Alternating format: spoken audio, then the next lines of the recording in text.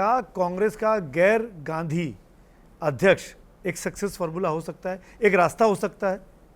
देखिए, जो बातें मैंने उनको प्राइवेट में बताई हैं उसको मैं पब्लिकली डिस्कस नहीं करूंगा, कभी नहीं करूंगा। मुझे नहीं पता आपने क्या बताया। अगर आप थियोरेटिकली ये पूछ रहे हैं तो कांग्रेस का अगर आप इतिहास देखेंगे 120 साल से ज़्यादा का, तो ज़्यादातर समय में तो नन गांधी उसके प्रेसिडेंट रहे हैं। तो थियोरेटिकली बिल्कुल कांग्रेस में कोई नन गांधी प्रेसिडेंट हो सकता है। देखिए, कुछ रीजनल पार्टीज को छोड़ दें तो ज़्यादातर जो पार्टियां वो किसी एक व्यक्ति विशेष की पार्टियां नहीं हैं। कांग्रेस किसी एक व्यक्ति या किसी एक परिवार की पार्टी नहीं है। ये ठीक बात है कि उसका नेतृत्व एक परिवार या एक परिवार के पास लंबे समय से है, लेकिन Congress belongs to the nation. Congress किसी एक परिवार की पार्टी नहीं है।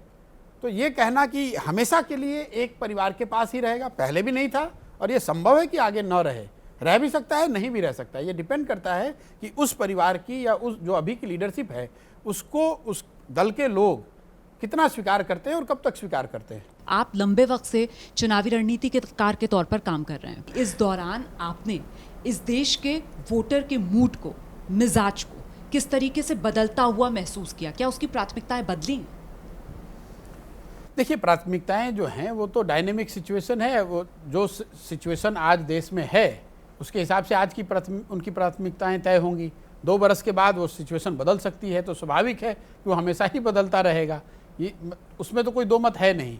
अब अगर एक विषय को अगर आप उठाकर पूछेंगे कि जो पहले प्राथमिकता थी वो आज है कि नहीं, तभी मैं उसका जवाब दे पाऊंगा। बेरोजगारी, क्योंकि ये वो मुद्दे थे जो 2014 में खूब गूंजते थे। तो आज भी वो मुद्दा इतना ही बड़ा है। तो विपक्ष उसे आज के दौर में भुना क्यों नहीं पाता? इसलिए नहीं भुना पा रहा है कि उसके साथ साथ बीजेपी ने एक बहुत मजबूत उनका जो नैरेटिव है, जो हिंदुत्व, राष्ट्रवाद और लाभार्थी, जो individual and house hold level के बेनिफिट हैं, इन तीनों को जोड़कर एक उन्होंने बहुत बड़ी एक पावरफुल नैरेटिव बनाई हुई है, जिससे कि अगर कुछ परेशानी वाले जो मुद्दे हैं इसको वो इफेक्टिवली ब्लंट कर पा रहे हैं।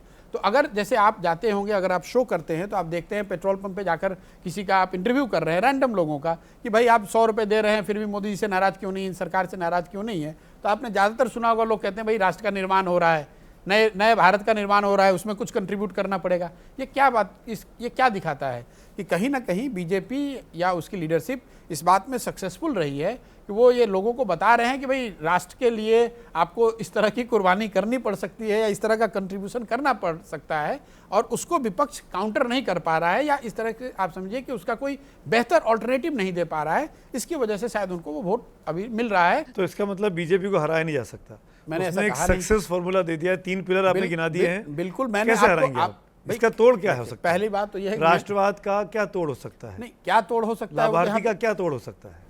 भाई बिल्कुल इन तीनों का तोड़ है और हो सकता है, अदरवाइज तो बीजेपी सारे चुनाव जीत रही होती। बीजेपी सारे चुनाव तो जीत नहीं रही है। लोगों ने बीजेपी को कई राज्यों में हराया है। बीजेपी को 40% वोट मिल रहा है। इन सब के बाद जो फॉर्मूला, नैरेटिव, करिश्मा, मोदी जी का नेतृत्व, बीजेपी की अपनी शक्ति, संघ का प्रभाव, जो कुछ भी है सबको मिला भी दें तो भी बीजेपी को 38% वोट देश में मिला है। इसका मतलब कि जिस दिन वोट पड़ा तो 100 में 62 आदमी तो इस नैरेटिव से या इस व्यवस्था से या इस करिश्मा से प्रभावित नहीं था। तो थियोरेटिकली तो बिल्कुल ही हराया जा सकता है। सिस्टम में कैसे हो सकता है? यूएस थोड़ी है कि 2 पार्टी चुनाव लड़ रही है। नहीं, आप वो तो बचा हुआ 62% तो बढ़ जाता है ना सर। वो ठीक बात है, लेकिन ये कहना कि हराया नहीं जा सकता है वो तो थियोरेटिकली संभव नहीं है। 10 आदमी वोट कर रहा है, 4 आदमी एक और कर रहा है, 6 आदमी एक दूसरे और कर रहा है। तो ये तो यही दिखाता है कि भाई जो अगर आप चैलेंज करना चाहते हैं तो आपके पास वो स्पेस है। अब आप उसको भुना पाते हैं कि नहीं, उसको कन्विंस कर पाते हैं कि नहीं, वो अलग बात है।